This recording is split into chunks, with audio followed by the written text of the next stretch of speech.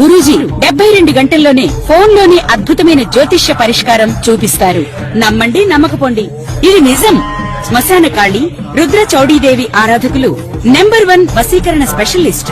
గురూజీ మనిషి పుట్టుక నుండి చనిపోయే వరకు వచ్చే అన్ని క్లిష్టమైన సమస్యలకు పరిష్కారం ఇక్కడ లభిస్తుంది. విద్య, ఉద్యోగం, వ్యవహారం, స్త్రీ ప్రేమ, పెళ్లి, సంతానం, స్త్రీ పురుష వశీకరణం, భూవశం, భార్యాభర్తల కలహాలు, కోర్టు సమస్యలు, విడాకుల సమస్యలు, చేతబడి, అప్పుల బాధ, ఇంకా మీకు ఎలాంటి సమస్యలు ఉన్నా 72 గంటల్లోనే శాశ్వత పరిష్కారం చేయబడును.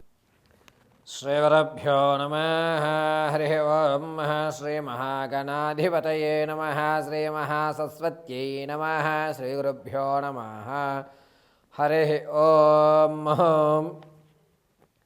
ఈ ఫిబ్రవరి 17వ తారీఖున గ్రహణము అనేటువంటిది మన భారతదేశంలో ఎక్కడా కూడా కనిపించడం లేదు. ఎటువంటి నియమ నిష్ఠలు పాటించవలసిన అవసరము లేదు. ప్రసార మాధ్యమాల్లో వచ్చేటువంటి ఎటువంటి అవాస్తవాల్ని కూడా నమ్మకండి. మేషం మొదలుకొని మీనరాశి వరకు కూడా ఈ అమావాస్యలో మంగళవారం రోజు గ్రహణం పడుతోంది. ఆ దానాలు చేయండి, ఈ దానాలు చేయండి అనేటువంటివి వస్తుంటే కనుక వాటిని నమ్మవద్దు. 17వ తారీఖు బహుళ అమావాస్య మంగళవారం రోజున పంచగ్రహ కూటమి ఏర్పడుతోంది. అంటే 5 గ్రహాలు ఏకస్థలంలోకి విచ్చేస్తున్నాయి. ఈ యొక్క పంచగ్రహ కూటమి ప్రభావం అంతా కూడాను మార్చి 1వ తారీఖు వరకు కూడా ఉంటుంది. అయితే ఈ అమావాస్య నుంచి ప్రారంభం చేసుకుని మార్చి 1వ తారీఖు వరకు కూడా మేషం నుంచి మొదలు పెట్టుకుని మీనరాశి వరకు వారి ఆలోచన విధానం మారుతుంది. ఈ ఆలోచన విధానం వల్ల మేషం మొదలుకొని మీనరాశి వరకు కూడా ఆర్థికంగా ఏదన్నా మంచి అవకాశాలు కానీ, ఆకస్మికమైన ధనం లభించడం కానీ, లేదా ఆర్థిక ప్రణాళికలో మార్పులు చెందడం కానీ, అప్పులు తీరేటువంటి మార్గాలు కానీ ఎటువంటివి ఏమన్నా ఉన్నాయా, ఏమన్నా ప్రమాదాలు జరిగేటువంటి అవకాశం ఉందా, మేమేమన్నా కొత్త పనులు ప్రారంభం చేయాలి అంటే కనుక ఈ సమయంలో చేసుకోవచ్చా, వీటన్నిటినీ కూడా మనం ఒకసారి పరిశీలన చేద్దాం. ఈ 17వ తారీఖు నుంచి 1వ తారీఖు మార్చి 1వ తారీఖు వరకు ఆదివారం వరకు అన్నమాట, మేషం మొదలుకొని మీనరాశి వరకు జరిగేటువంటి ప్రభావాలు, ఫలితాలు అన్నీ కూడా గోచార రీత్యా మీకు తెలియజేయడం జరుగుతుంది. ఈ గోచార రీత్యా ఫలితాలను శ్రద్ధగా ఆలకించుకోండి. వ్యక్తిగతమైన జాతకానికైతే మాత్రం కింద స్క్రోల్ అవుతున్న నెంబర్ను సంప్రదించండి. అయితే పంచగ్రహ కూటం వల్ల ఏ ఏ రాశి వారికి ఏ విధమైన ఫలితాలు సంభవిస్తున్నాయి అనేటువంటి విషయంలో మనం విడివిడిగా రాశి 12 రాసుల వారిని కూడా మనం ఒకసారి పరిశీలన చేద్దాం.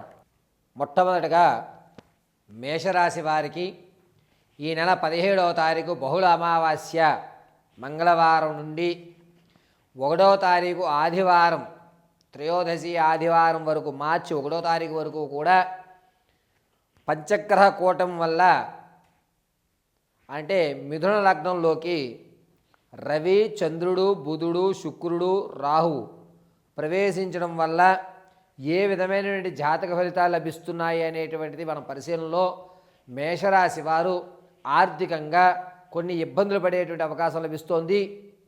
వీరికి అప్పులు తీరేటువంటి మార్గం కనబడకపోగా వేరే చోట నుంచి ధనాన్ని తీసుకువచ్చి ఎక్కడైతే మీకు ప్రెషర్ ఉందో అక్కడ ఆ అప్పును తీర్చి కొత్త అప్పును చేసుకోవడం అనేది ఖచ్చితంగా జరుగుతుంది.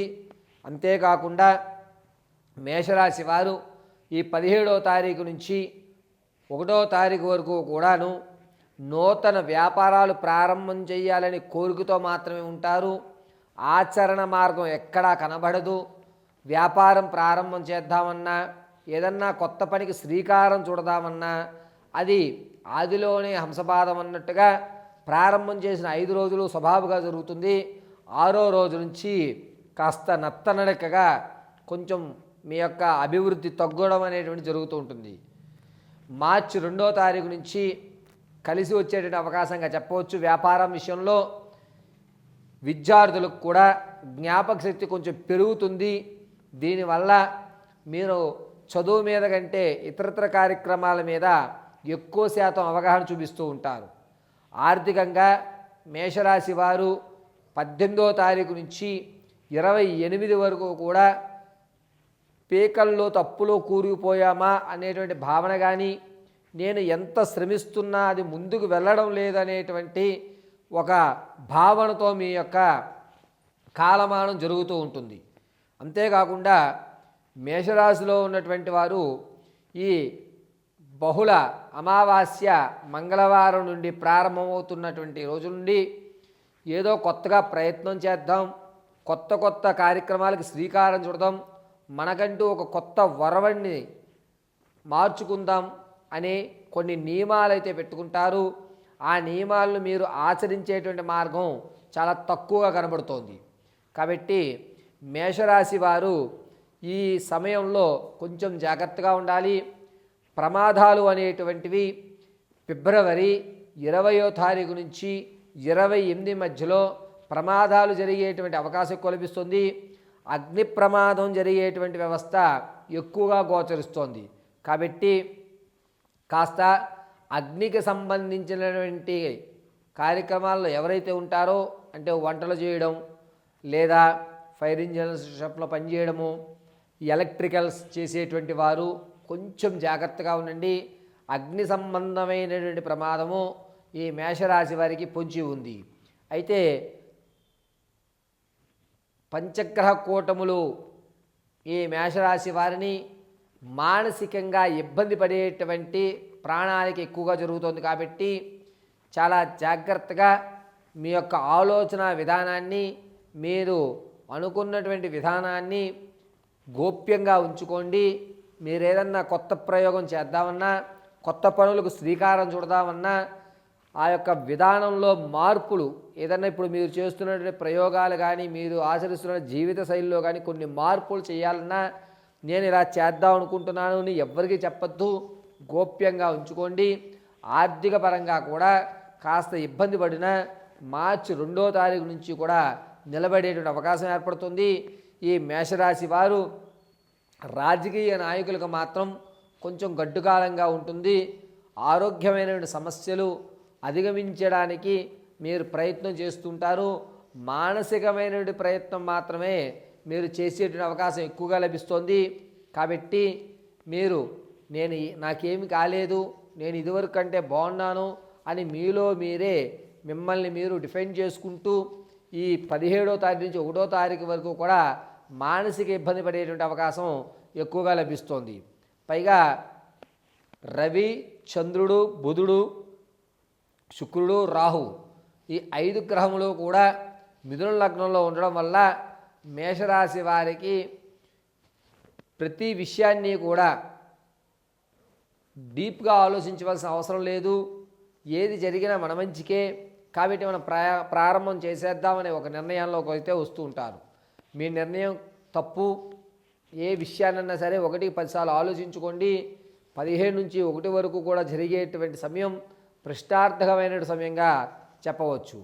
ఈ రాశివారు 17వ తారీఖు నుంచి ప్రారంభం చేసుకుని 1వ తారీఖు వరకు కూడా ప్రతిరోజు కాలభైరవాష్టకం వినడం, నల్లటి బొట్టుని అడ్డంగా ధరించడం, శనివారము అదేవిధంగా మంగళవారము సుబ్రహ్మణ్య స్వామి వారి దర్శనం చేసుకోవడం అత్యంత శుభసూచకం. ప్రతిరోజు కూడా సుబ్రహ్మణ్యాయ నమః అని కానీ లేదా కాలభైరవాయ నమః అని కానీ మీరు మంత్రజపం చేసుకోవడం మీకు కలిసి వచ్చేటువంటి సూచనగా చెప్పడం జరుగుతోంది.